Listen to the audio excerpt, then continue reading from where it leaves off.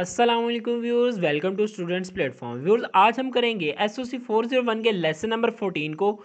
तो आइए स्टार्ट करते हैं। Relevance on kinship and descent, इसको देखते हैं। किनशिप को पहले डिफाइन किया गया है। किनशिप क्या है? वो तमाम रिश्ते जो कि ब्लड से हमारे साथ जुड़े होते हैं, या फिर शादी के ज़रिए जुड़े होते हैं, या फिर अडॉप्शन के ज़रिए जुड़े होते हैं, इनको किनशिप कहते हैं। किनशिप के फंक्शंस को देखते हैं। पहला है वर्टिकल फंक्शन, दूसरा है हॉरिजेंटल।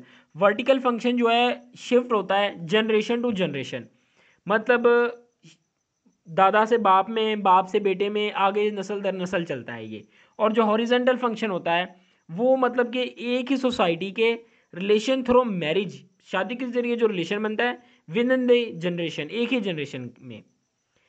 आगे है। अच्छा, फिर तो आपको बता दूं ये आपका लेसन जो है बहुत इंपॉर्टेंट भी है, थोड़ा सा कंफ्यूजिंग भी है, इसलिए थोड़ा इसको गौर से देखिएगा, ध्यान कीजिएगा इस पर थोड़ा।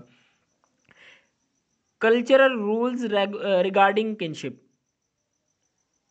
एक कल्चर में मुख्तलिफ तरीके से रिलेशन बनाए जाते हैं, इन्हें मुख्तलिफ नामों से बुलाया जाता है, इसके मुख्तलिफ लिहाज से मुख्तलिफ डिवीजन्स की जाती हैं। इन डिवीजन्स को देखते हैं। पहली है जनरेशन। जनरेशन के अंदर क्या कह रहा है? एक कह रहा है जनरेशन, एक जनरेशन के लोगों को एक टर्म से मुखातिब करते हैं। मतलब हम, एक तो हमारे अब्बू की जनरेशन हो गई, अंकल हो गए, आंट्स हो गए, ये सब अब्बू की जनरेशन है, अब्बू अम्मी, ये एक जनरेशन है। उसके बाद हम, हमारे भाई बहन, हमारे कजन्स, ये दूसरी जनरेशन हो गई। अच्छा, आगे है जेंडर। जेंडर को दो तरह से हम देख सकते हैं, एक अब्बू की साइड है, एक अम्मी की साइड, ये दो जेंडर्स हो गई। एक मेल और एक फीमेल, ये दो तरह की जेंडर्स हो गई। इस तरह जनरेशन को डिवाइड करते हैं। लीनियलिटी, लीनियलिटी क्या है कि इसके अंदर बताया गया है एक शजरा नसब, मतलब किनशिप इस लिहाज से कि ब्लड रिलेशन, शजरा नसब ब्लड रिलेशन के अंदर कौन कौन लोग आते हैं आपके।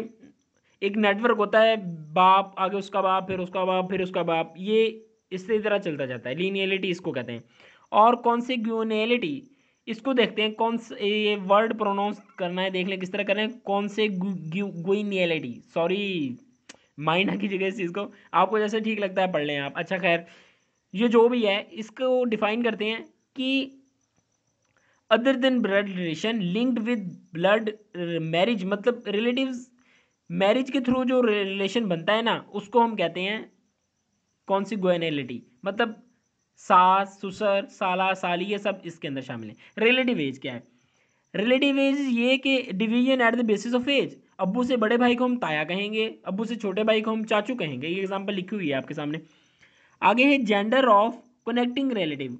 जेंडर ऑफ कनेक्टिंग रिलेटिव की बात करें, जब मुख्तलिफ किनशिप जो हैं उनको इस्तेमाल करते हैं, किनशिप टर्म जो उनको इस्तेमाल करते हैं अपने रिश्तों को शो करने के लिए, अपने रिश्तों को बताने के लिए। मसलन अगर एक चचाजाद भाई है तो उसको कहेंगे बाप, अब्बू का बेटा जो है उसको चचाजाद भाई कहेंगे।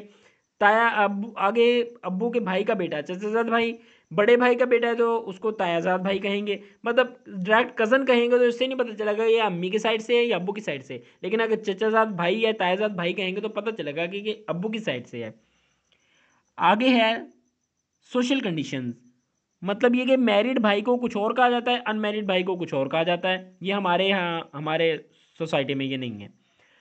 Side of the family, side of family मतलब ये कि बाकी कल्चर्स में अंकल और आंट कहते हैं, चाहे अब्बू की साइड पे हो चाहे अम्मी की साइड पे हो, अंकल और आंट। लेकिन हमारी साइड पे अगर अब्बू की साइड पे हो तो फूफो कहेंगे, अम्मी की साइड पे हो तो उसे खाला कहते हैं। आगे रूल ऑफ डिसेंट, रूल्स जो हैं डिसेंट की क्या हैं? पहला है पार्टिलिनियल डिसेंट, यानी कि आपका ताल्लुक, आपका रिश्ता अब्बू की साइड से, अब्बू की साइड से आपको पहचाना जाता है।